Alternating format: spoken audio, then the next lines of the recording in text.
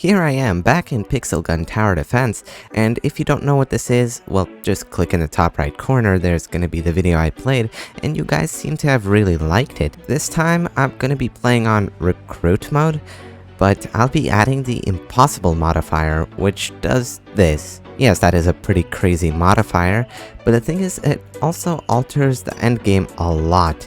It becomes way harder than Recruit mode is normally, and I'm going to show you everything. In fact, I've improved quite a lot since the last time I played, because I've been playing offline on my own, and here is all my towers now, which is the Pro, Lag Switcher, Camper, Hitman, Exterminator, Automatic Peacemaker, Armageddon, and Prototype. I also unlocked a new slot for one of my gadgets. If you watched the last video, you should know what most of this stuff does, but I didn't really explain the Lag Switcher, which basically is like a soldier. Normally it shoots pretty slow, but then it freezes up for a second, you know, as a lag switch normally works, and then releases a bunch of shots in a short period of time, kind of like a burst, but all those shots do more damage, so that's pretty good. Then I also have the Camper, and I'll actually be using the Camper as my starter tower here. I place it on a cliff because that's where the camper goes, and basically what the camper is just a starter tower with a really big range. Now, of course, the camper has its downsides. In the shop, you can see it pretty much decreases the functionality of a weapon in every way possible except for the range, but because it's so cheap, and because it has this much range, it's just a really great starter tower. I end up placing my gadget, and you may notice it's making $0 because I don't have any towers in range. I did that just to prepare, so when I got my first tower, I'd start making money immediately. Now, Impossible mode plus Recruit kind of is like normal mode in TDS. You don't have a lot of waves to prepare, but except for the early and mid game being hard, it's literally the entire game mode, except for early game. Early game's kind of easy. I breeze through a lot of these weaklings, and then we get some potheads, which have defenses. And those defenses, even though they don't have a high percentage, they work very well against your towers. So I had to use my shurikens, and yeah, that's pretty much it. The shurikens do a lot of damage. I then finally placed my Exterminator Lag Switcher, and now you can see exactly how it works. After shooting a couple of normal shots, it freezes up and then releases a burst, which does a ton of damage. This Exterminator Lag Switcher was going to be helping out a ton, because the Exterminator weapon was able to do a lot of damage to enemies with defenses, like the potheads. I also noticed that I forgot to set my skills to auto upgrade, and honestly that's really annoying. I literally do that every single game. But yeah, after doing that, I was just casually working on upgrading it a little bit. I knew that what was coming later were going to be some pretty difficult enemies that would be able to stun my ground towers, so I really wouldn't be focusing a lot on lag switchers and pros because they're on the ground and they'd pretty much be stunned the entire time if I were to spam them. So campers and hitmans were going to be the way to go. I worked on upgrading my jukebox a little bit, and that is going to be important. I'm going to need to get my jukebox as high of a level as I can because there's only 18 waves, so the amount of money I can make from it is really limited. So I have to get it to max level as fast as possible. And that's pretty much what I tried doing.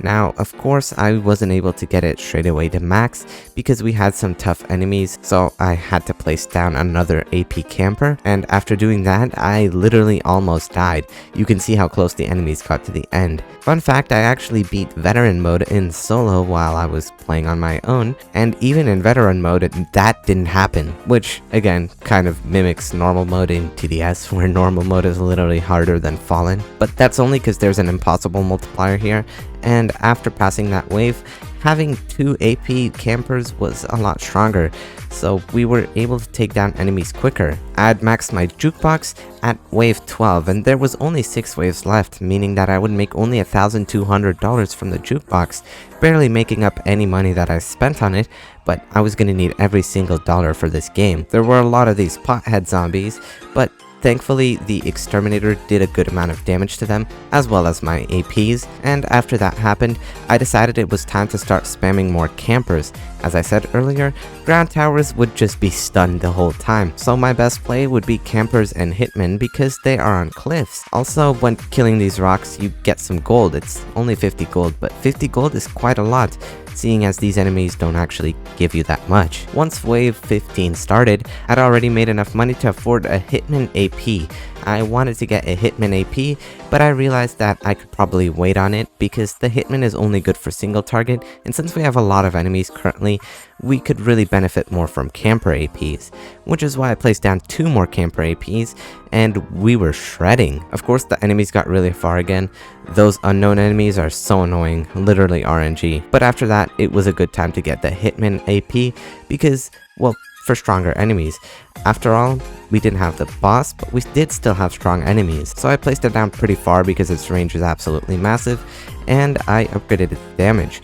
Now you can see the damage on the Hitman is pretty crazy. It did 9 damage per shot, and it fired really quickly in comparison to the campers. I placed down 1 more camper, and that was all I could fit. After this, it was just upgrading. It was wave 17, so almost time for the boss. And all of a sudden, wave 18. I upgraded all of my campers because I really couldn't fit anymore, and I also sold my jukebox because, like a TDS farm, you don't need it on the last wave, it won't make any more money. And now, if you just look at the lag switcher, you could see why I really wasn't wanting to use ground towers. It's pretty much stunned the entire time it's placed down there, and it's because of those outlaws. They carry guns and they can shoot your towers, which is just unfair, and that's really what makes this mode as hard as it is. The boss is the Vengeful Slasher, and although it only has 6,000 HP in comparison to the final boss in Veteran mode, which has 65,000 HP, this boss is still no joke. Now you can see a lot of the damage that is being done right now is done mainly by the Hitman because all of the campers are currently focusing on the smaller enemies and the Hitman is always attacking the strongest one.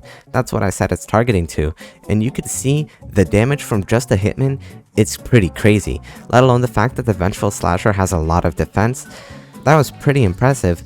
But what wasn't so good is that all of these enemies were getting so far. The boss was already halfway through the map, and his health wasn't quite down to halfway yet. So I used the shurikens, which are brokenly OP, and from there, I just waited because there really wasn't anything to do. Now for some reason my campers were attacking the Vengeful Slasher instead of the outlaws in the front, which didn't exactly make much sense. I could be at the verge of losing to them, but judging by how much damage we were doing, I was feeling pretty confident. But once they started getting around this bend, I wasn't exactly feeling confident anymore. The outlaws were right on the verge of killing me, and for some reason my towers still were attacking the Vengeful Slasher, but they killed it and just at the last moment switched over to attacking the outlaws and killed them just before I had the chance to lose. After that, the Hitman was bragging about how easy it was, even though it clearly was not easy. I got the victory, returned to the lobby, and got my badge. So yeah, that was pretty cool. Seeing an easy mode just becoming one of the hardest modes in the game, that is definitely not something you see every day, but that's kind of what makes Pixel Gun Tower Defense so cool. There's just a lot of stuff that are pretty different about it from other games. Anyways, if you enjoyed that, like and subscribe, and see ya!